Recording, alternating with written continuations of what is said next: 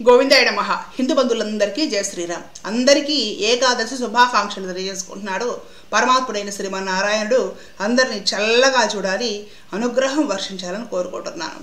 నాకు ఈ మధ్య దృష్టిలోకి వచ్చిన కొన్ని విషయాలు, ఈ ఏకాదశి సందర్భంగా డౌట్స్ అన్ని క్లియర్ చేసుకుందాము. వెంకటేశ్వర స్వామి భక్తులు ఎవరైతే ఉంటారో వాళ్ళందరికీ కూడా ఈ రహస్యము చాలా అవసరం, తెలుసుకొని తీరాలి. తెలుసుకోవడం వల్ల ఏం జరుగుతుందండి అంటారేమో. ఒక వ్యక్తి గురించి, ఒక వస్తువు గురించి, ఒక విషయం గురించి, దేని గురించి అయినా సరే లోతుపాతులు కూలంకషంగా తెలుసుకునే ప్రయత్నం చేయడం వలన నీవు దానికి ఇంకా దగ్గర అవుతావు. అది మంచి విషయం అయితే, అది ధర్మం అయితే ఇంకా దానికి ఎక్కువ కనెక్ట్ అవుతావు. కనెక్ట్ అవ్వడం వల్లనే నీకు పరమ ప్రయోజనం కలుగుతుంది. కాబట్టి నేను ఈరోజు కొన్ని విషయాలు ఏకాదశి పవిత్ర తిథి సందర్భంగా వివరించే ప్రయత్నం చేయాలనుకుంటున్నా. గత కొద్ది సంవత్సరాల నుండి బాగా ట్రెండింగ్లో ఉన్న విషయము, అందరూ నిజమే అని నమ్ముతున్న విషయం ఏంటో తెలుసా?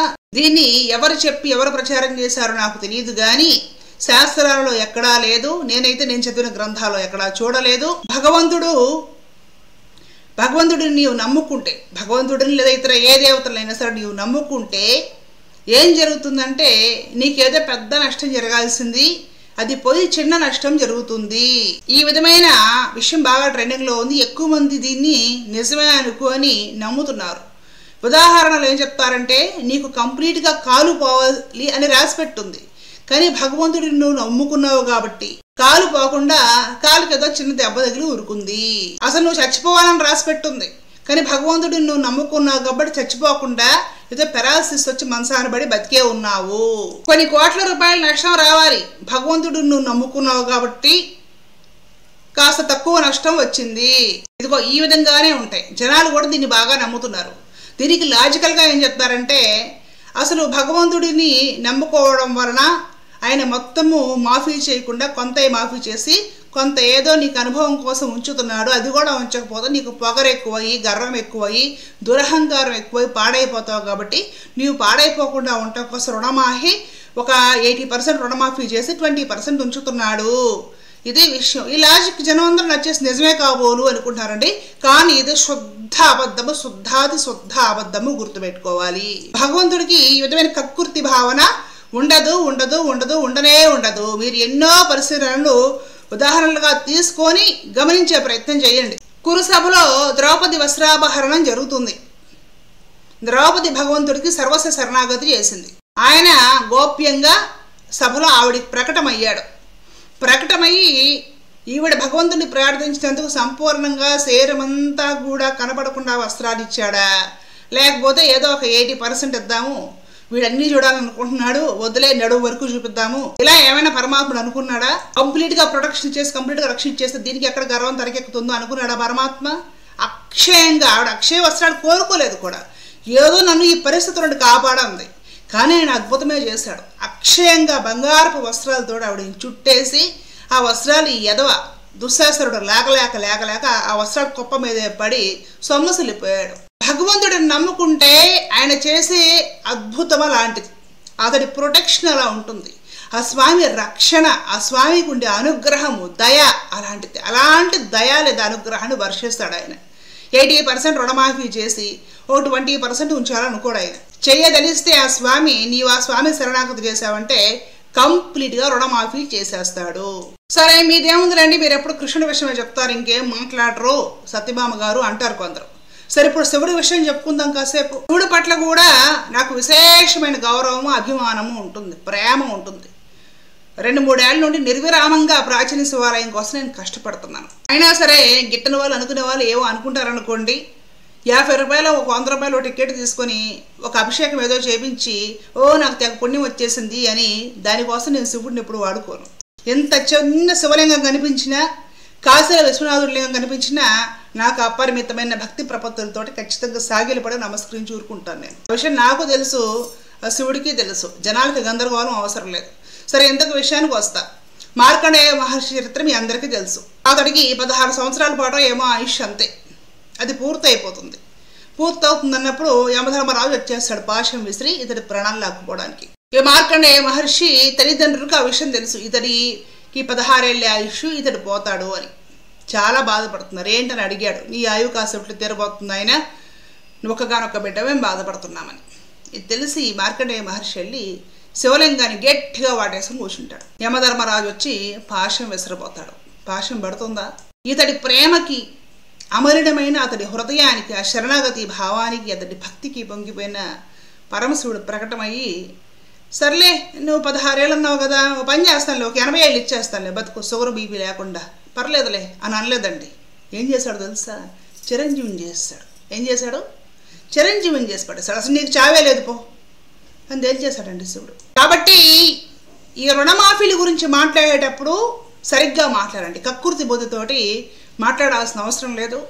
మనం కక్కుర్తి బుద్ధితోటి నిజమే కాబోలని వినాల్సిన అవసరం లేదు. మనమే నష్టపోతాం. ప్రతి సందర్భంలోనూ భగవంతుడు మాఫీ, నువ్వు శరణాగతి చేసి ఆయన మాఫీ చేయదలుచుకుంటే కంప్లీట్ చేసేస్తాడు. ఆ కాలు పోవాల్సింది, దెబ్బ తగిలింది, చెయ్యి పోవాల్సింది, కట్ అయింది, ఈ ఈ తిరకాసు పనులు, అరకాసు పనులు భగవంతుడి దగ్గర ఉండవనే విషయము సాధకులు గుర్తుపెట్టుకుంటే ప్రశాంతంగా భగవద్భక్తి పైన ఇంకా మనకి విశేషంగా ప్రేమ కలుగుతుంది, నమ్మకం కుదురుతుంది, భగవంతుడికి ఇంకా దగ్గర అవ్వగలుగుతాము. భౌతిక ప్రపంచానికి, ప్రపంచంలో ఉండి కూడా దూరంగా బ్రతుకుతాం. ప్రశాంతంగా ఉంటుంది మన జీవితం. ఈ రుణమాఫీ కథలు చెప్పేటప్పుడు నాకే ఏదో తెలుసని అరకాస్తోటి తిరకాస్తో చెప్పకుండా భగవంతుడి హృదయాన్ని గుర్తెరిగి సరిగ్గా చెప్తే సాధకులు కూడా చాలా ఆనందిస్తారన్న విషయం చెప్పేవాళ్ళు కాస్త గుర్తుపెట్టుకోవాలి. ఈరోజు మనం భగవద్గీతలో చర్మ శ్లోకం చెప్పుకున్నాం. 66వ శ్లోకం. సర్వధర్మాన్ పరిత్యజ్య మామేకం శరణం వ్రజ అహం త్వా సర్వపాపేభ్యః మోక్షయిష్యామి మా శుచ. అర్జున, నీ పనేదో నువ్వు ఏం చేసావు, నీ కర్తవ్య కర్మ నాకు సమర్పించు, కంప్లీట్గా నాకు శరణాగతి చెయ్యి. నేను సర్వశక్తిమంతుడను, సర్వాధారుడను, సర్వజగన్యామకుడను, పరమాత్మను. కాబట్టి నిన్ను అన్ని పాపాల నుండి రక్షిస్తాను, నీకు మోక్షం ఇస్తాను, నీవు శోకించవద్దు. ఇది ఆ శ్లోకానికి మనం సారాంశం చెప్పుకున్నాం. ఆయన కంప్లీట్గా నీకు విడుదల ప్రసాదిస్తాను, కంప్లీట్గా నీ పాపం నేను తొలగిస్తాను అని చెప్తున్నాడే కానీ మొత్తం తొలగించేస్తే నీకెంతో కొంత పొగరు, గర్వం, అహంకారం ఉండిపోయి నువ్వు పాడైపోతావు. కాబట్టి ఒక 80% తొలగించి 20% ఉంచుతానని ఆయన చెప్పడం లేదండి. ఎక్కడా చెప్పలేదు. అనన్యాశ్చింత ఎంతో మామ ఏ జనాహ పరిభాషితే శ్లోకంలో కూడా చెప్పలేదు. అర్థమవుతుంది కదండి. కలియుగ ప్రత్యక్ష దైవం తిరుపతి వెంకటేశ్వర స్వామి వారిని ఒకసారి గమనించండి. ఆ స్వామి గురించి కథల మీద ఎక్కువ శ్రద్ధ పెట్టకండి. ఆయన ఏదో వచ్చాడు, ఆయనకి లేదు, ఒక గొప్ప రాజకుమార్తె తోటలో చూసి ఆవిడ అందచందాలకి పడిపోయి ప్రేమించాడు. ఆయన భార్య పద్మావతి లక్ష్మి మళ్ళీ వేరే చోట తపస్సు చేస్తుంది, ఈవిడ ఇంకొక పెళ్ళాము, డబ్బు లేక కుబేరుడి దగ్గర అప్పు తీసుకున్నాడు, దానికి చూడొచ్చి సాక్షి సంతకం పెట్టాడు, ఆప్యం కాదర్చలేదు, హుండీలో డబ్బులని పెట్టి వడ్డీలే కడుతున్నారు. ఈ వీటి మీద మీరు శ్రద్ధ పెట్టకండి. ఇవి ఏవో చిన్న చిన్న ఉపపురాణాలు వాటిలో ఉన్న స్థల పురాణానికి సంబంధించిన కొన్ని కథలు ఈ కలియుగానికి అనుకూలంగా ఉంటాయి. ఆ కథలు అర్థమవుతుంది కదా. పోనీ లీలలు అనుకుందాం. వాటి మీద దృష్టి పెడితే వెంకటేశ్వర స్వామి అప్పులు, వడ్డీ డబ్బులు, ప్రేమించి పెళ్లి చేసుకోవడము, ఇదిగో ఇక్కడే ఉంటుంది మన బ్రతుకు, ఇంతకు మించి ఎదగదు. ఆ స్వామిని ఒకసారి గమనించే ప్రయత్నం చేయండి. ఆయన ఏం చేస్తాడో తెలుసా? ఈ ఎడమ చెయ్యి వచ్చేసి మోకాల దగ్గర పెట్టేసి కుడి చెయ్యి తన పాదాలు చూపిస్తూ ఉంటాడు. భగవద్గీతలో చర్మ శ్లోకం సర్వధర్మాన్ పరిత్యజ్య ఏదైతే ఉందో చివరి శ్లోకము భగవంతుడు చెప్పిన దాంట్లో 66వ శ్లోకం చివరి శ్లోకం. మిగతా 12 శ్లోకాలు కూడా ఈ భగవద్గీత మహాత్మ్యం గురించి, అర్జునుడు మాట్లాడటం గురించి ఉంటుంది. ఈ చివరి శ్లోకాన్ని అనుసరించి వెంకటేశ్వర స్వామి వారు వచ్చి ఆ వెంకటాద్రిపై నిలబడ్డాడు. ఈ విషయం గుర్తుపెట్టుకొచ్చారు. గుర్తుపెట్టుకుంటే మీకు పరమ ప్రయోజనం కలుగుతుంది. ఇది వదిలేస్తే ఆయన ఆడ అప్పు చేశారండి, ఆడ వడ్డీలు తీసుకున్నాడండి, ఆడ నోటు రాశాడండి, ఆడ ప్రేమించాడండి, అక్కడ అమ్మాయిని పడేశాడండి, ఇదిగో ఇవే మనం చెప్పుకుంటే పెద్ద ప్రయోజనం ఉండదు మనకు. భగవంతుడు ఏం చెప్తున్నాడు తెలుసా? వెంకటేశ్వర స్వామి వారు ఈ చేతితోటి మోకాల దగ్గర చేపెట్టి నన్ను ఆశ్రయించావంటే పీకల లోతు సంసారం నీకు మోకాటి లోతుని నీళ్ళలో సరదాగా వెళ్ళిపోవచ్చు, ఆడుకుంటూ పడుకుంటూ సరదాగా ఉంటుంది ఆ జీవనయాత్ర. అవునా? నన్ను ఆశ్రయిస్తే పీకల లోతు సంసారము నీకు మోకాటి లోతే, ఈ చేతితోటి నా పాదాలు ఆశ్రయించు అని తన పాదాల దగ్గరికి ఇలాగా చేయి చూపిస్తూ ఉంటాడు అన్నమాట. గమనించండి ఒకసారి. భగవద్గీత చర్మ శ్లోకం సర్వధర్మాన్ పరిత్యజ్య అనే శ్లోకం ఏదైతే ఉందో దానిలో నుండి వచ్చాడు వెంకటేశ్వర స్వామి. ఆ శ్లోకానికి ఆధారమై ఉదాహరణగా స్వామి అక్కడ నిలబడి ఉన్నాడు. నన్ను ఆశ్రయించావంటే, నా పాదాలు పట్టుకొని శరణాగతి చేశావంటే నీకు సంసారం మోకాటిలోతే, తేలిగ్గా ధరించి ఆవల గట్టకు చేరగలుగుతావు. అంతేగాని ఒరే అబ్బా 80% తీసేస్తాను రా, 20% ఉంచుతాను, 90% తీసేస్తాను రా, 10% అని ఉంచకపోతే నువ్వు బాగుపడవు. ఈ విధమైన బేరాలు, లెక్కలు పరమాత్మ దగ్గర ఉండవు. ఆయన దగ్గర ఉండేది ప్రేమ, దయ వర్షించడం మాత్రమే. లక్క ఇంట్లో పాండవులు తగలబెడుతుంటే పరమాత్ముడు రాత్రి రాత్రి కాపాడాడు. వాళ్ళకి చిన్న గాయం కూడా అవ్వాలి. అసలు మీ ప్రాణాలే తీయాలనుకున్నాడు రా దుర్యోధనుడు. నేను ఎందుకులే అని ప్రాణాలు తీయకుండా మిమ్మల్ని కాపాడి చిన్న చిన్న గాయాలతో వదిలేను అనలేదు. మొత్తాన్ని కాపాడుకొచ్చేసాడు. చిన్న గాయం కాదు కదా, కందను కూడా కందలేదు. మండుతున్న లక్క ఇంట్లో నుండి కుంతి పాండవులు మొత్తం బయటకు వస్తే చిన్న బొబ్బ పొక్కలేదు ఎవరికి.